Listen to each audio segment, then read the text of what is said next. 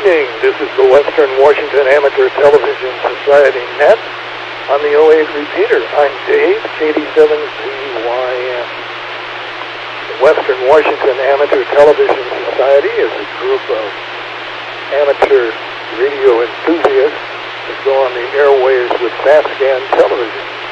We have a repeater located up on Cougar Mountain. We transmit on 70 centimeters. It's a cross-band repeater, and it spits out images at 1.2 gigahertz. So, checked in so far is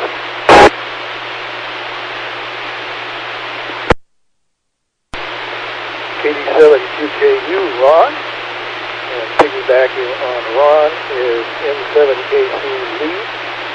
And is there anybody else who would like to check into the net this evening?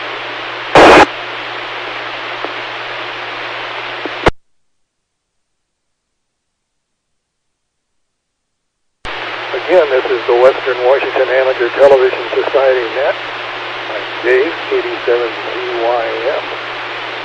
And is there anybody else who would like to check in this evening?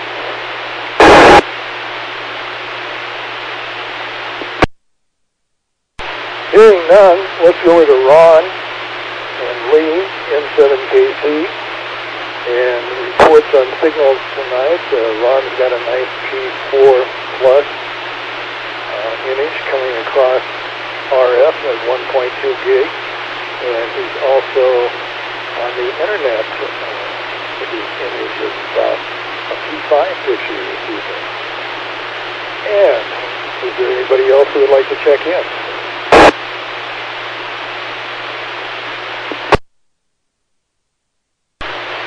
Well, let's go to Ron, KD7QKU. Okay, KD7ZYM, this is KD7QKU. Well, let's see, I texted back and forth with James, WW7ATS. He said he was going to be here. He might be a few minutes late.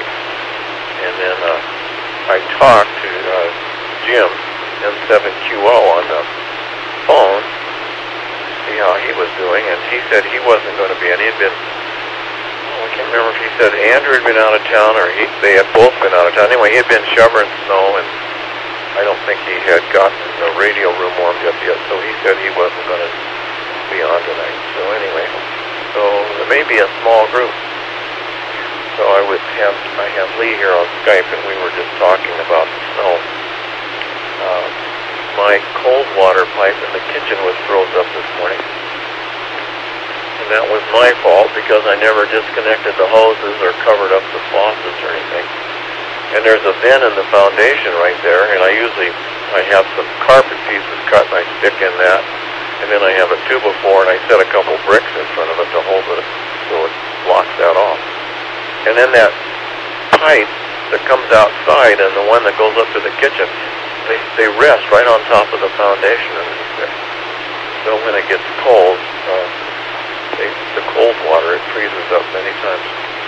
So, I don't know, probably after we bought the house a year or two, I cut the sheetrock out on the wall underneath the sink, and I put a piece of metal behind the cold water pipe so I could take a propane torch and warm it up. But now I just use my heat gun.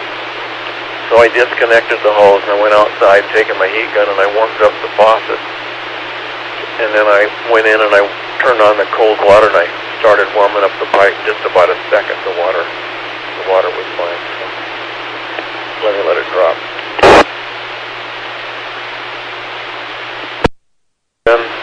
Then I went out front and disconnected the hose and taken my heat gun and warmed that faucet up until the water would run, and then I shut everything off, and then I put the covers over it like I should have done a couple of months ago. So we should be fine now. So I was just telling Lee, we had about, I don't know, at least 6 inches of snow here, maybe more. I never did measure it. When it snowed on the driveway was warm, and it kind of melted down. Same with the sidewalk. So when you walk down the driveway, the snow was just like over the top of your shoe. So whatever that would be, like 3 inches or something. But when you got out in the yard, I knocked all the snow off of the rhododendrons and all the trees and stuff because I was afraid it would bend them all down, you know, kind of ruin them. So that's what I did. All right, let's go to Mr. Lee, N7KC.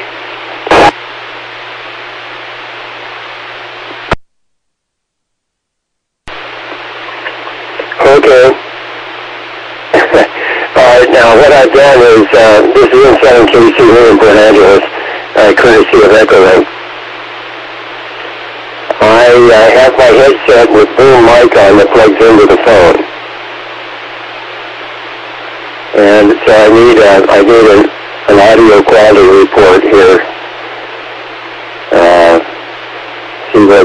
See what's going on.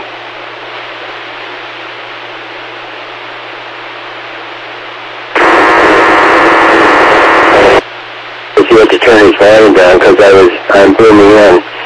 Otherwise, it said fine. So what I'm going to do is reduce the mic gain here when I turn it back. But what I want to do is to get a measurement of latency. So I've got a finger up right now, and as soon as I see it on the stream, then I'll drop my finger and start my stopwatch. Okay, I think it's, okay, there's my finger now. So what I'm going to do is to withdraw my finger and I start with stopwatch. And then when I see that change now on the stream, then I'll stop the stopwatch and we'll see what the latency is on me.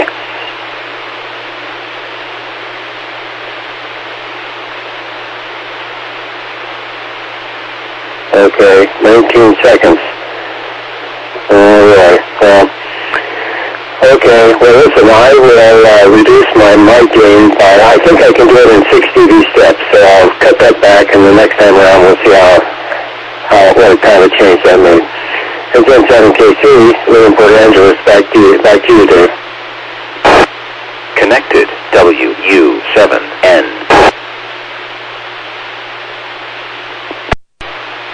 N7KC, Lee. You're about a circuit merit 5 with a nice tolerable signal. And you got WU7N. Let's take him now.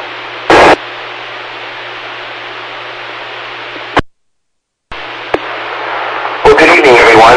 Signal report, Lee. Your clarity was superb on EchoLink, of course. Volume was very, I would call, firm, not at all unpleasant on a computer here. So I hope that information helps you out. I joined the net a little bit late, about 5 minutes late, so I haven't been hearing the conversation going, but I did hear about the amount of snow. And one picture I got, just how much snow piled up on my railing out on my deck, is about 8 inches is what piled up, but that's about the maximum that can pile up on the railing before I think it starts to fall over, or it can't get much higher depending on what kind of exact snowflakes you have out there. Out front and on my automobile, which I just swept off this afternoon, that was parked in an open area, I think there was more than 8 inches here. I don't know when you melt it all down how much actual precip that gives you. I think that's exactly how they measure snow, because snow comes in different densities as they melt it, and then see how much liquid water you get out of it. I don't know. Maybe Lee could comment on that. Anyway, kind of an exciting time here for me in the neighborhood. We had I think it was a 7-car pile-up down at the bottom of our hill, and get the irony of this, guys, 2 snowplows and not one plow.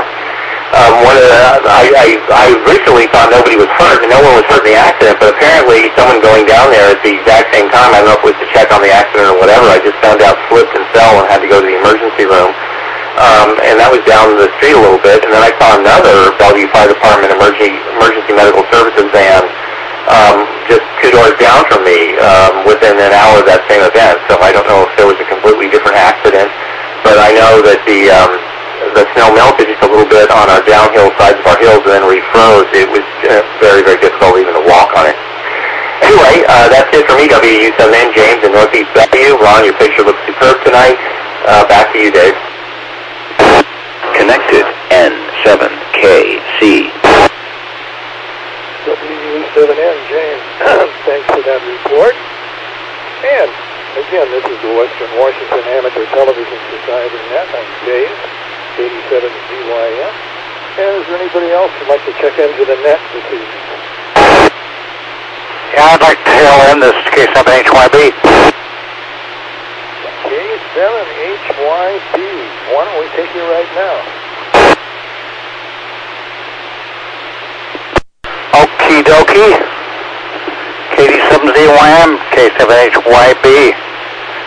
And I don't know exactly what happened, but whatever it is, I like it. My signal strength out here for the live feed went up by approximately 15 decibels. And if I had an explanation for it, I would give it to you. I have a theory, which I'll discuss on my next go-around, but as far as having a real explanation as to why it did that, I don't know. The input signal coming on the 440 side is about the same. Maybe a little clearer. Oh my God, there's actually a little color. Holy cow, something going on. Something going on there. I don't know what's happening, Dave. Anyway, it's 24 degrees out here in the hinterlands of Lower Snohomish County. And I understand we're due to pick up a little bit of snow. I saw in the forecast that our friend Mr. Lee up there in Port Angeles could get up to 12 inches. Holy cow. So hopefully, I think the weather is probably what's causing a lot of this problem. Anyway, I got a good coughing in there, and it's picking the signal. Let me drop it here. There we go. Sounds like we've got a bit of a short turnout tonight. I ran down. I took my wife to bowling today. Went out there a little shopping in anticipation of the foul weather coming back in again. And then I came home and did a little testing on the repeater. So I've been doing some signal testing and stuff like that. I was amazed at the picture that I was getting back on the returners. Today I did a little bit tonight, but not bad. Anyway, back to you, Dave. For me on the next go around, I'll take my next shot. K7ZYM, K7HYB. K7HYB. Well, I would say your signal quality of video is about a 3.5 and almost close to 4, and I'm able to see color. So anyway, the gods are with you tonight. And this is Dave, KD7ZYM. Well, here in Lake City, the total snowfall was measured at about 6 inches. And then there was about another inch that happened last night. So I don't know where that came from, but it was here and gone now. Temperature-wise, here in Lake City, I'm in a heat wave, I guess. I've got 31 degrees, so it's a little bit on the warm side compared to some of the other weather reports I've heard coming out of this area. I did get out and got up to Costco today, and boy, that was kind of an interesting journey. The side streets around my area, within 5 blocks, are pretty crusted snow ice. Once you get out on the arterials, they're pretty well cleaned up, and except for ice and snow off to the side, it looks like they plowed the arterials. So anyway, that was good transportation once you got out of the neighborhood. And that's pretty much it. I've been doing some domestic chores, utilizing the clean weather to be inside, so keeping busy doing that. And that's about all I've got to say here. I'll put out a call again if anybody else would like to join us on the net.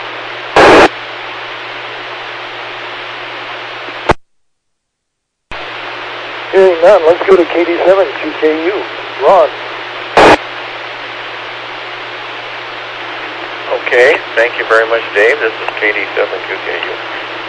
Well, I got an email from Lee today talking about the power outage and everything up on Cougar Mountain, and I figured tonight things wouldn't be so good, but they're almost better than normal. Gary had a much better than normal picture. I could see some color on him, too, over the air. He looked pretty darn good. I guess just to kind of fill you in, we went to Tacoma to Joanne's sister and brother-in-law, Doug and Phyllis, and we were watching the game. I think the game was almost over, to tell you the truth, and I got a text from my son, Ron. He'd been down in Mexico. He must have got home in Des Moines, and he sent me a text and said, "How much snow do you have?" And I texted him back, and I said, "Well, I don't know. I'm in Tacoma, and I don't think they have any." He said, "Well, we have snow in Des Moines," and so I went and looked out the door, and sure enough, the grass was a little bit white in Tacoma. So I texted him back and said, "Well, the grass is a little bit white here, but that's it." So we were eating, and so I don't know, sometime after that, Joanne was a little nervous, and she decided we should come home. So we started home, and we didn't see any snow. It might have been just a dusting here and there on the side of the road, but there was no snow on the road or anything, and I can't even remember if there was any snow falling. But we got around to Renton, and we started up towards the Kennydale Hill there, and traffic came to a stop. And so I turned on the radio in Como, and they said that there was a wreck up the road northbound on 405. So it must have taken us, it seemed like an hour to go from there to the wreck, but it might have only been a half an hour, but it seemed like it was a long time. So some cars had tangled up, but it couldn't have been because of the snow, because the street didn't have any snow and it wasn't slick. So we finally got around that and we got home, and same thing here, the street was bare, but there was a little snow on the grass. And so I think Joanne got up in the middle of the night to feed the cat or go to the bathroom. She said, "You better look out the window," and I looked out the window, and I could see it was about 6 inches of snow stacked up on the fence posts and the fence and on the yard waste container. So we had about the same amount as James. We had more snow than I wanted, I'll put it that way. So anyway, all right, let's go over to Lee and we'll see what happened in Port Angeles again.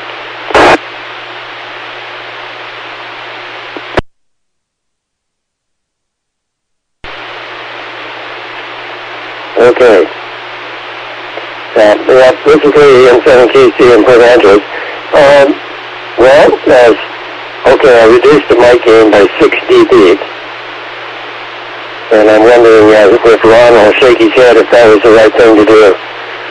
Okay, Ron gave me a thumbs up, so that says that's the right thing to do. And I am on, snow-wise, well, when it started to snow here, it started from, it wasn't even freezing, when it started to snow. And when it was all said and done, it was all over. We had some wind to blew a lot of things around. Blew the snow horizontal. But we have a protected area just east of our sunroom and just south of the garage. We didn't get any wind. And so there was a table there, a small table, and it's a plastic table. And so when it was all over, I put a ruler down, and it was exactly 6 inches. So I know it's not at least that much, but I think some probably melted in the process of things cooling down. So likely we had a little more than 6, but I wouldn't have any idea. I wouldn't have any way of knowing what it was. So I just claimed it was 6. Okay, I want to do that. Test again. What I do is I've got my finger up now, and when I see it come up on the stream, I have a stopwatch. And, okay, finger's up now. I'm going to bring the finger down and start the stopwatch. And then I'll watch the stream to see when my finger change. Then I'll stop the timer. Oh, that's better. That's 10 seconds that time. Yeah, so that's an improvement over the last time. Yeah, that letter that, or that email that Rob sent to me was an awful email, and so I said, well, I would pass that along. And then before I got it sent, I got another one that says, okay, the VPN tunnel was backed up, and so he was able to start some things and whatnot. But if it hadn't been for that, he had to gone up to Cougar. But it looks pretty good. And I want to report, Gary, that that's about as good a video as I think I've ever seen on you tonight. Okay, my time has just ran out. This is N7KC, Lee in Port Angeles, back to Dave. And hi, James. Hi, Gary. Thanks for that, Lee. N7KC. This is the Western Washington Amateur Television Society Net. I'm Dave, KD7ZYN. So let's go to WU7N, James.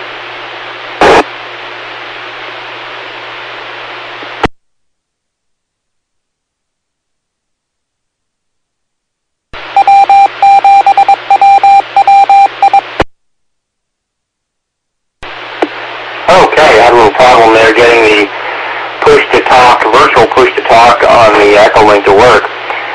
Gary, your video signal I was going to mention is better than it usually is. I even got on the 1.2 gigahertz downlink, I even saw a little bit of color in that signal tonight.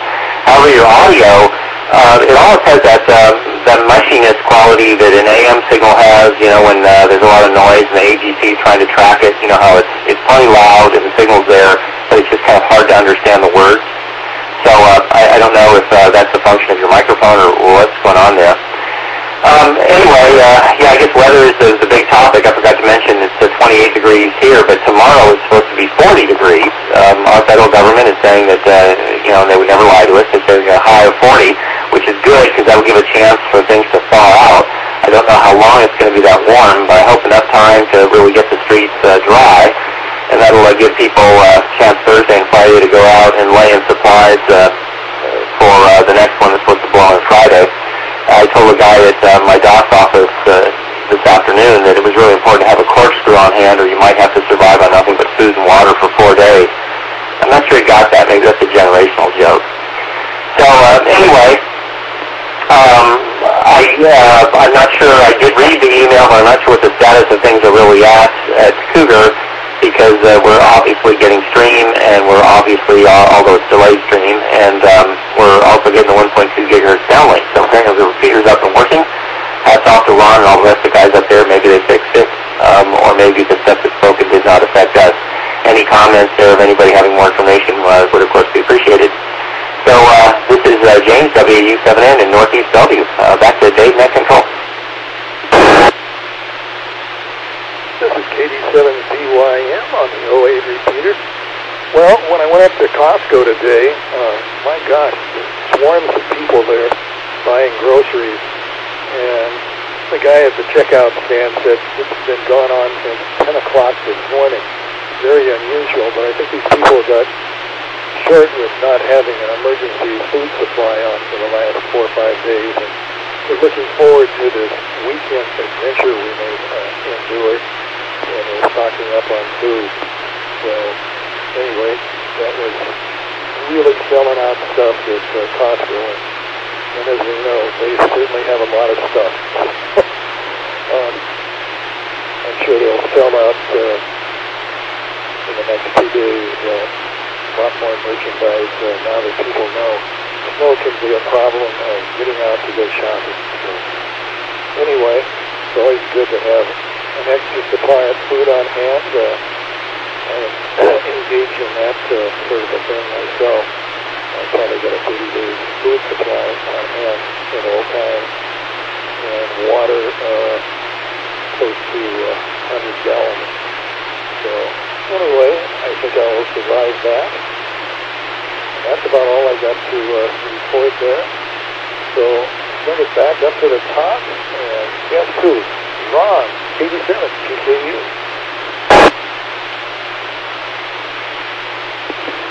Okay, well, thank you very much, Dave. Ron, KD7QKU. Well, it seems like a few other things have gone wrong over here.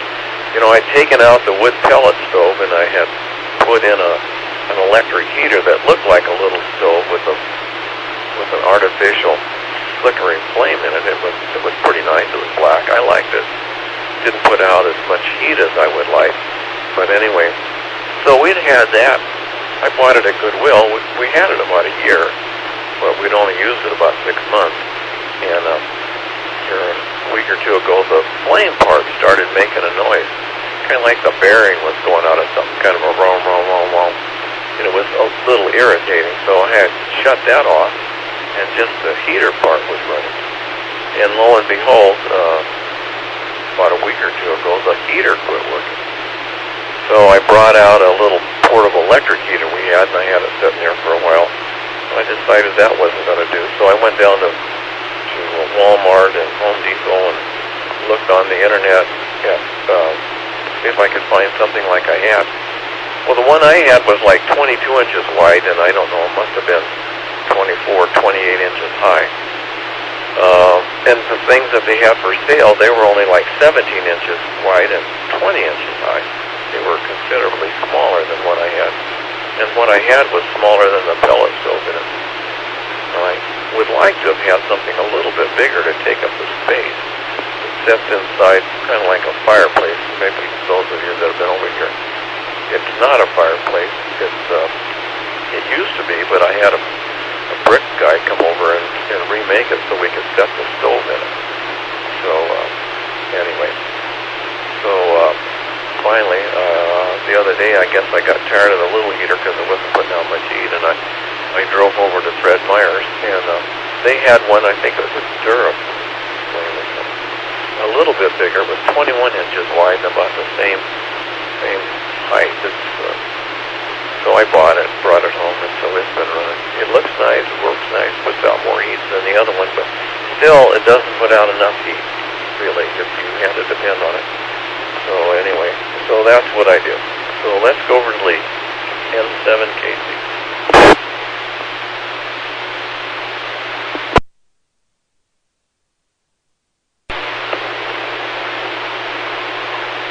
Okay.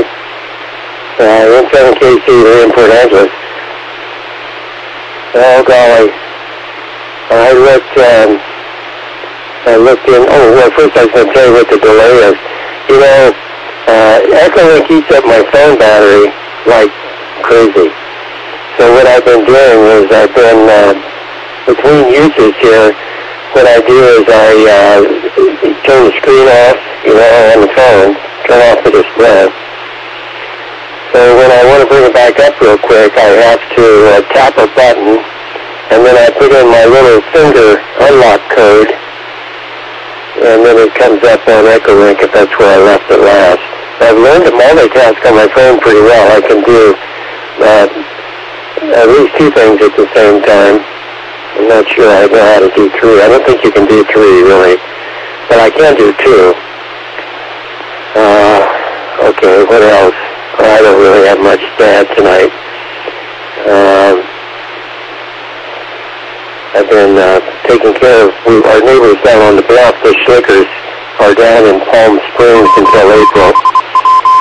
And they feed hummingbirds. And so last year I took care of the birds while they were gone, and doing it again this year. And they have two feeders and no way to stop them from freezing, and they do. So it's kind of a nuisance. So I had one of mine here that I could plug in, I took down. So I've been dealing with hummingbirds here and there, and the other birds, the ground feeders, Paula's got the flu. She's had a fever on and off since last Thursday. And I think she's on the whole better, but she can't go out and take care of it. She normally does the birds and all that sort of stuff. So I'm not doing that, and I don't know. Time just flies over here. And then we're going to have this other big snowstorm come, so we'll see what comes of that. I know we could get a real load according to my phone app. We could get a lot of snow. Well, I'm out of time. And that was a real waste of 2.5 minutes, wasn't it? Anyway, back to you, David. No problem, Lee. W7AC piggybacked with Ron, 87GKU. And I bypassed Gary, so I'll call him up now, K7HYD, and then after Gary, we'll go to James, WU7N.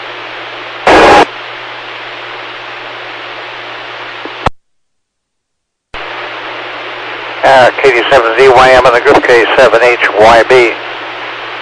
And there I am. Okay. And get the wide shot and see if it holds the holds the repeater. Yeah, I'm beginning to think that largely the increase in the downlink of the uplink from the repeater is due to the weather.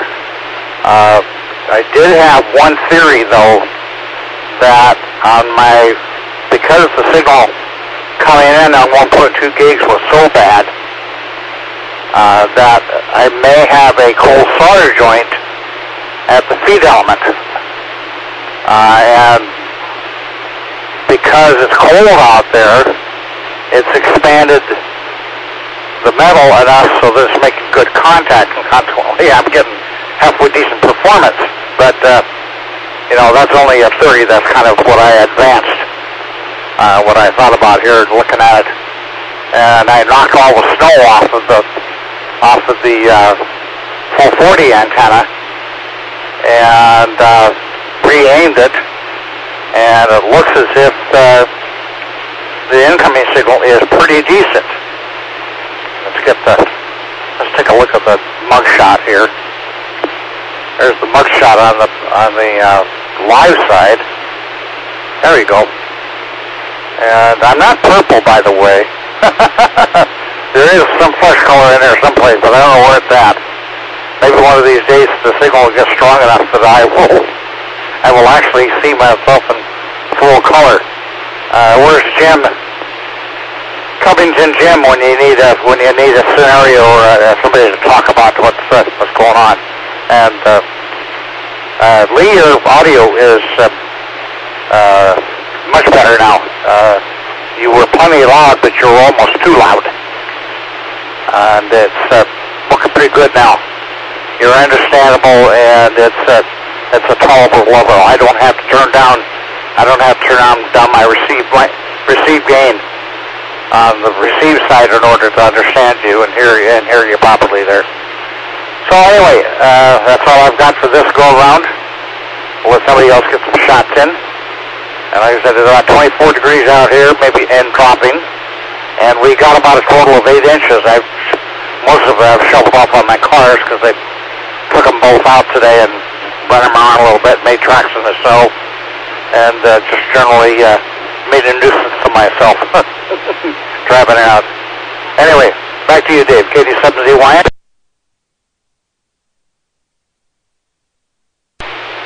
K7HYD, Gary, yes. Seeing color on RF, and you're looking good on the internet also. So let's go to James, WU7N.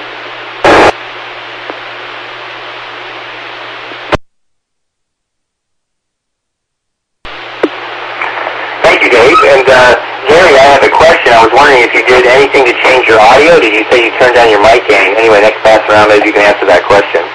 I was able to understand you a little better this time. I'm trying to figure out if it's your end or my end. That's always the big question in amateur radio, isn't it? Sorry to hear about your lifetime of flu, Lee. That's an awful way to spend the winter wonderland time of the season there. I hope she recovers quickly.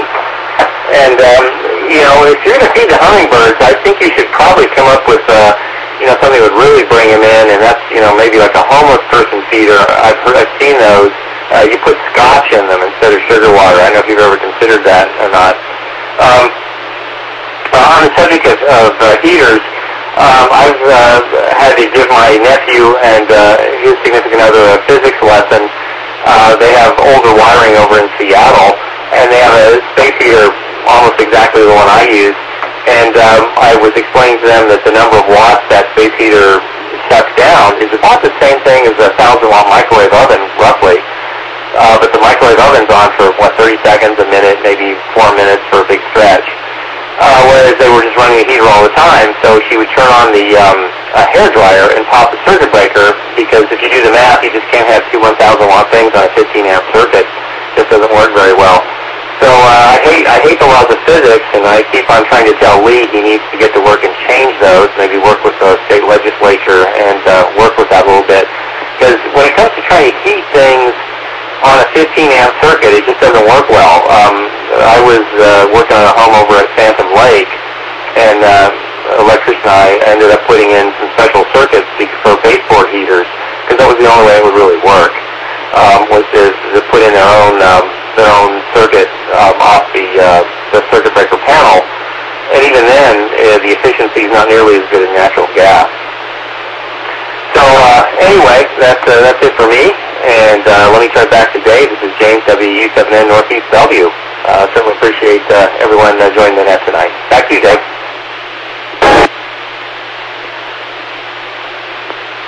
Thanks, James. WW7N. This is Dave, KD7ZYN.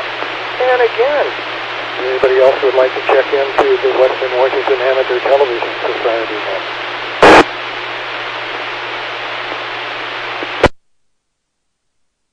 Not hearing any. Well, I did a rewire many years ago and ran number 12 wire around and fired that with a 30 amp breaker. And so I've got about 6 outlets in the house that are wired to 30 amps.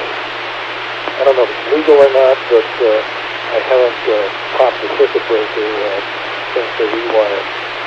And all of that fragile wire that was in the house was removed and replaced with a 12 gauge. So anyway, the thing that I had to do with City Lights when I had a 200 amp circuit put in service, I had to sign a paper saying I would not use the 200 amps to keep the house with. But I imagine once I sell the house that paper wouldn't continue on to the new owner. So I'm not planning on selling anyway.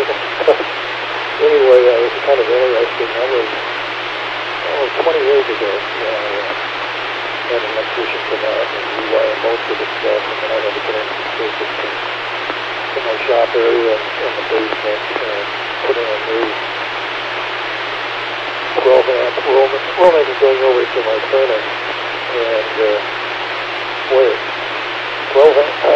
number 12 wire is a lot harder to work with than the lower amount of amperage that's covered by, I guess it's 14 wire. 14 wire is really easy to get into boxes, and man, I thought I was going to get arm cramps and finger cramps before I got the bathroom put on.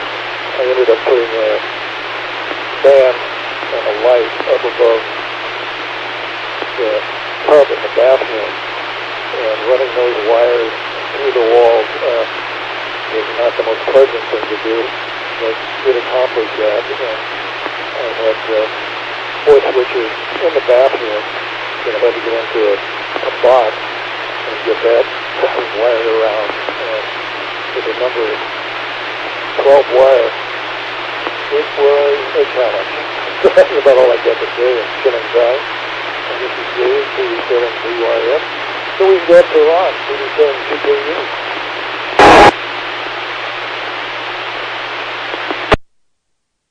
KD7ZYM in the group. This is KD7QKU. Well, I did the same thing for that heater.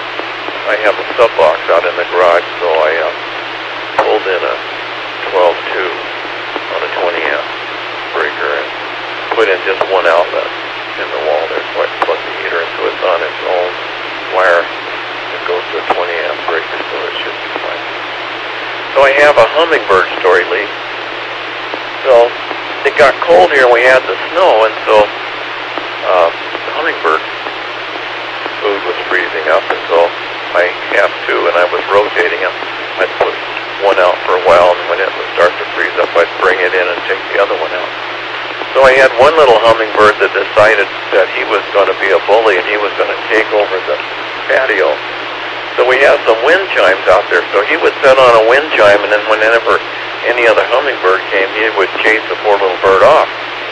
Well, I noticed the wind chime that he chose to set on was about 2 feet away from the hummingbird feeder, and it was made out of metal, with just little metal rods. So when I went out about 7 o'clock that night to get the hummingbird feeder, he's still there.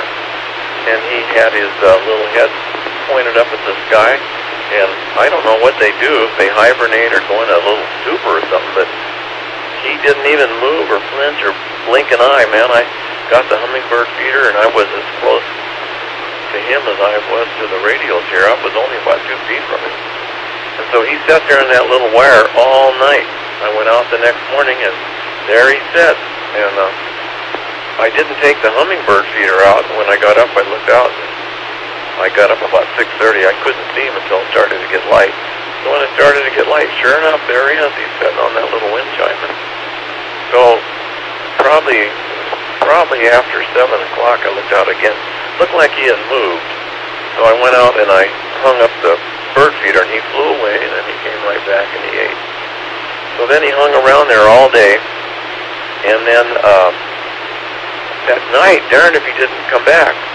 And then, but during the day, I guess this is my story. During the day, he landed on that thing again, but he must have landed in a different spot, and I think his feet froze to it, because he went to fly away, and he couldn't fly away. He was like stuck to it. And so he struggled, and then finally, eventually, I don't know, I was about ready to go out and see if I couldn't help him or something, but anyway, he did get loose from it. So then I taken the thing down and I moved it so he couldn't sit on it anymore. So did he spend 2 nights? He might have spent 2 nights there, but I was really surprised. So what do? Lee? They hibernate or something?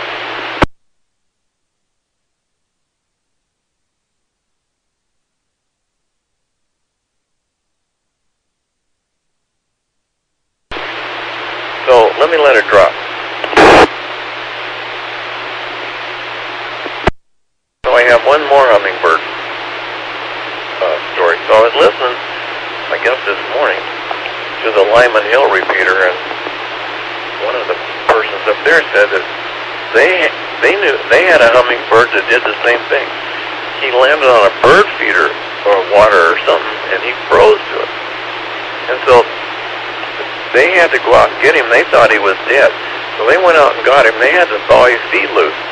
And they had some birds, macaws or something, and then they had a few cages. And so they brought him in, and they put a hummingbird feeder in the cage, and they tried to warm him up and revive him.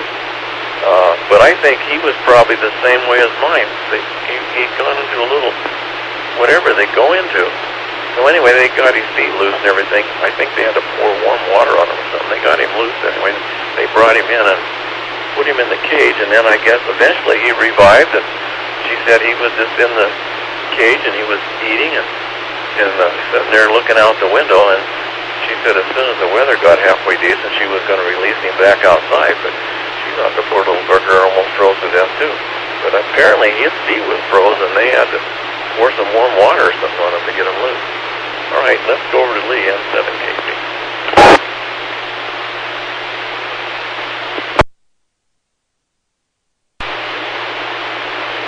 Okay. Yeah, M7KC, Lee in Port Arthur. Those are great hummingbird stories. It's called a torpor. And what that is, it's everything slows down. You know, it's kind of like they're hibernating, but they're not. And they claim that at first light, it kind of kicks them out of that torpor and they get going. But I've never heard of a hummingbird that spent a night out in the open like that. I've never seen that. So it's really interesting. We've got one here that sits, he protects the feeder. He sits up his own, well, let me put it this way. Not a lot of people over here, I think, really take care of their hummingbird feeders, and they freeze up, and then they're really desperate. And the first morning when ours were frozen, I caught it. At 5 o'clock or so, I went out to check them because I suspected. I have heaters on them. I have light bulbs below them. But we had wind. And so the warm air column that normally was the heat flux that runs up by the feeder and keeps it, not frozen, is blown away. And those things just froze right away. They flush up at 27 degrees, and if you're below that, well, they go pretty fast. So anyway, I like all. I've got several of them here, and so I was rotating them. But there's got one hummingbird that thinks that it's his, and so he sits up about 10 feet up on the limb up above it and chases every other bird away that comes. And they were coming from every direction trying to get to that feeder. Those guys really knew that. And I told Paul, I says, well, I don't think I can interfere in that. I'm going to let them. They're just going to have to duke it out and do their thing. But, yeah, you think he was a rufous or something, but he's really an anise. So, anyway. Well, let's see. A 15-amp circuit is an 1,800-watt circuit, 1.8 kilowatts. 20 amp, of course, is just 20 times 120, so that's 240. So 2,400 watts, 2.4 kilowatts. And a 30 amp is 3,600 or 3.6 kilowatts. So anyway, I did a little calculation for Ron. The BTUs that were in the pellets versus the BTUs that were in electric heater. It's possible to do that. Okay, I ran out of time, so I'm going to quit. In 7KC, we're in Port Angeles. Back to Dave. Thanks for that report, Lee. Always learning new things about hummingbirds. So let's go to James, WW7ATS.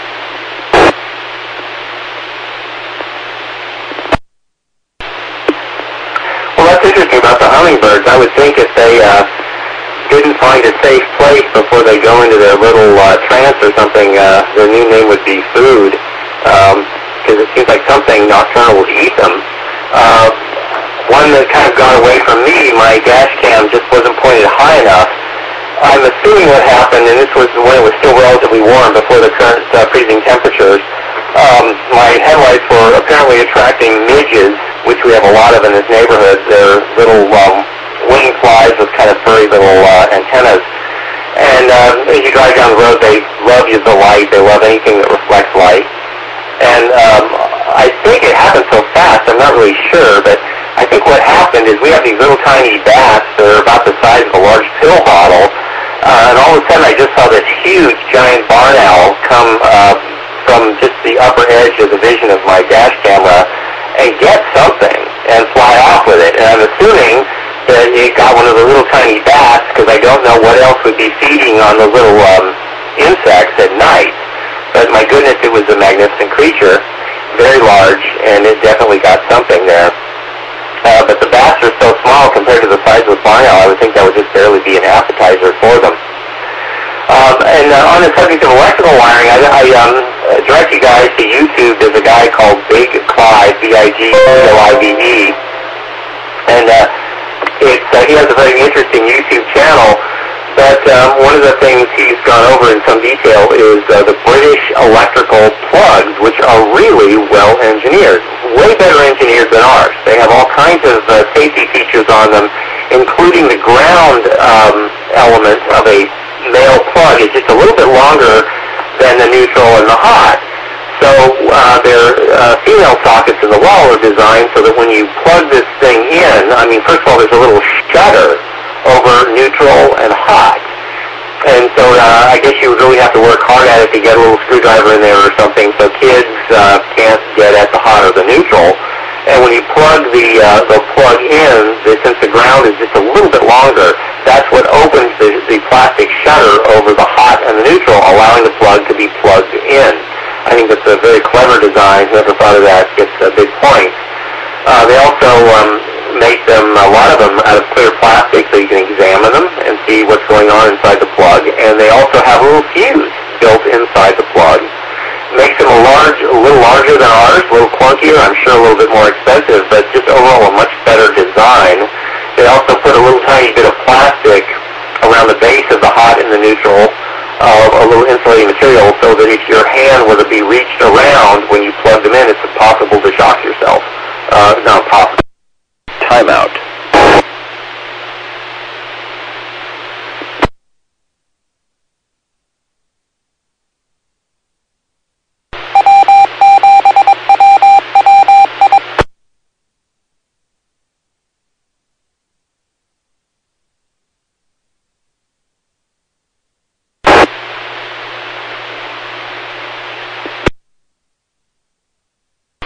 Gator's got you.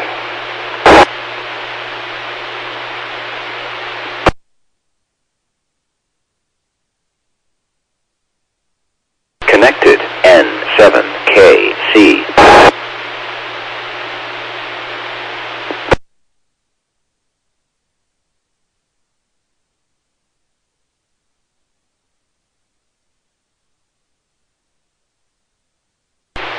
WW7N is KD7ZYM.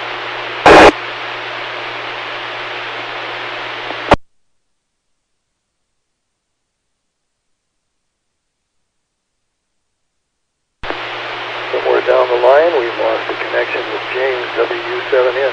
So let's go to Gary, K7HYB.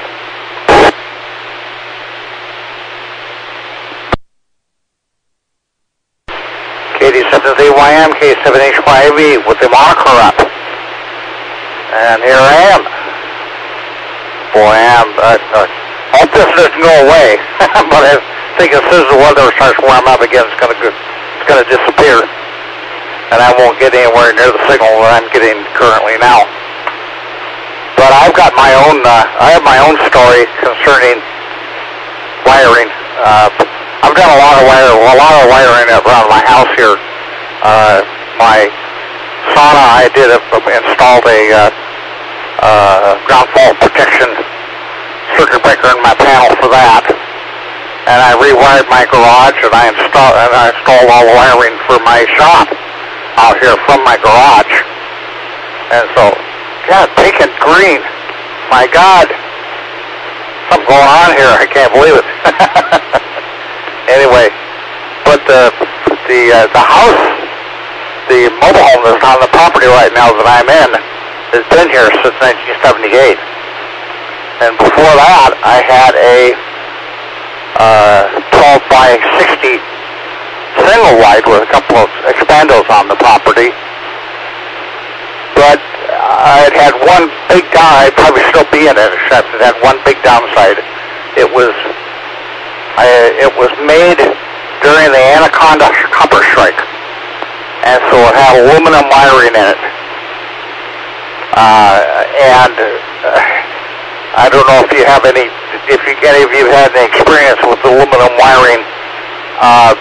This was a fatal flaw in this particular unit, and I was constantly, especially on the outside walls, not too much on the inside, but especially on the outside walls where it was subject to expansion and contraction, I was always redoing outlets. I actually had a flame up one time. Fortunately, I had to be home, and I flipped the breaker off and cleaned it out, but the damn aluminum would cold flow and consequently get a corroded connection, and of course it would corrode some more, and eventually it would not make any contact at all, or it would heat up. If you're drawing any current from it at all, it would heat up the wiring so bad that it would start a fire. So about 1977, I decided that was enough of that, and I started shopping around for a bigger and newer mobile home. And I made sure this time that it wasn't built in the Anaconda copper strike, because there was no way it was going to last. I would have had to rewire the whole dang thing with all pop. Anyway, I dropped it there for a second to reset the timer. Anyway, I am amazed. I must be doing something right or wrong. I don't know what it is, but the picture on the uplink side is actually almost phenomenal in comparison to what I've been used to getting. I hope it doesn't go away, but it probably will as soon as the weather starts to warm up again. I think this is largely due to the weather. I'm going to have to check some antennas, make sure I've got good solid copper connections. I think that's what's going on my downlink antenna, is that 1.2 gig antenna's got a cold storage joint on it, on the feed element. So, anyway, that's my story, and I'm sticking to it. Back to you, Dave. K7ZYM, K7HYB. K7HYB, this is Dave, K7ZYM. Yeah, this is the Western Washington Amateur Television Society net on the 08 machine. It's been nice seeing everybody come to a net this evening and pass on a little bit of information on what's going on the environment around your home, and with a report on the snow that's been out there. So let's hope maybe it's not as worse as it was a couple of days ago after this coming weekend. So anyway, that's what I've been observing here, and the temperature now is right at 30, so it hasn't changed much during the net this evening. So that's right. We don't have anything else to go, and I think we've got time for one more round, and let's go to Ron, KD7QKU. Okay, thank you, Dave. This is KD7QKU. Well, I only have one short comment to make. The people up north talking about hummingbirds. Apparently there's a hand warmer. I've never had any. They're little hand warmers you buy, and you break something inside, and then they're chemical and they stay warm for a while. So they were all getting those hand warmers, and they would activate them. Then they would take a rubber band and they would put that around the little bottle. And they said that would just work great. So something like that would probably work for your friend, Lee, if you had a couple of those little hand warmer things. You put one on each little bird feeder and save you making a whole bunch of trips, maybe. So, like I say, I've never used that, but it sounded like a good idea. All right, 73s, everybody. Nice to hear from you. And I have 25.8 here, so I'm just slightly warmer than James. So over to N7KC.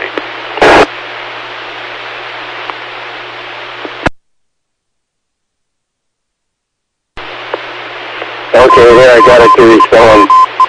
N7KC input answers. Okay. That's an interesting idea with the little chemical hand warmers that you snap. That's a great idea, really.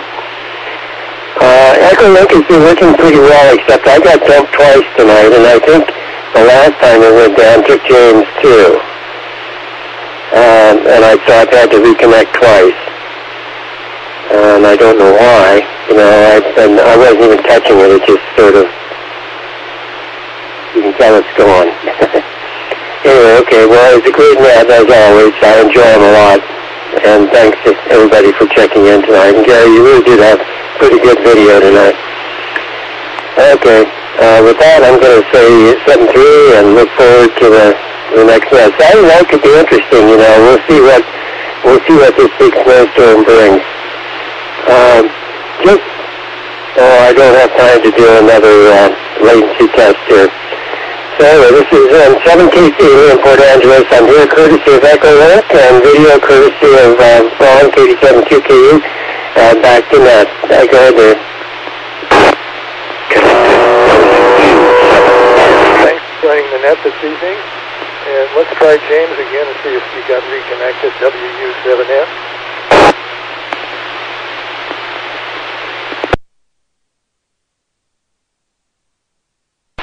Hearing none, let's go to Gary for his 7-3, K7HYB. I think James stepped out on copy of there, Dave. Okay, well, I'll try it again. James, WU7S. Echolink dumped me right in the middle there. Good net tonight. 73s, everybody. Dave, you copied all. Yeah, sort of a weak signal coming through, but should copy fine. Let's go back to Gary, K7HYB. K7ZYM of the group, K7HYB. Well, as always, I had an interesting evening chatting with you, and I'm pleasantly surprised that I can actually read my own call sign, and I can see that there's different shades. No color. Of course, I can't see any color on my.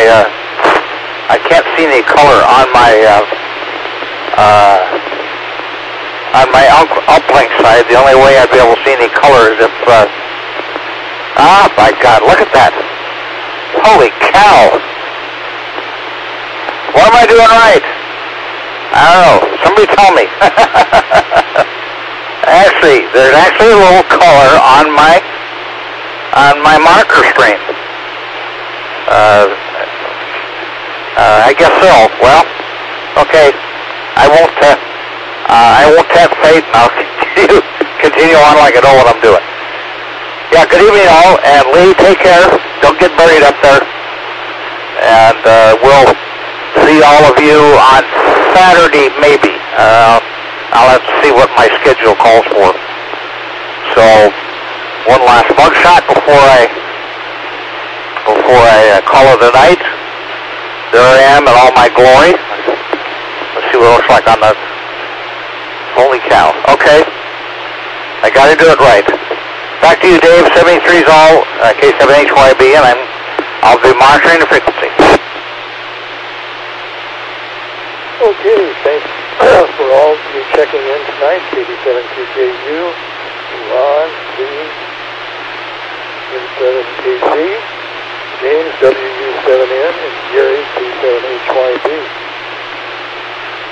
We'd like to thank the owners and operators of the 08 machine to allow the Western Washington Amateur Television Society to utilize their repeater for our voice channel in our nets on Saturdays and Wednesdays between 8 and 9 o'clock. So again, thank you to the CTAC Repeater Group. And at this point, signing off, this is Dave, KD7ZYN, and 2102. Good evening all. WU7N disconnected.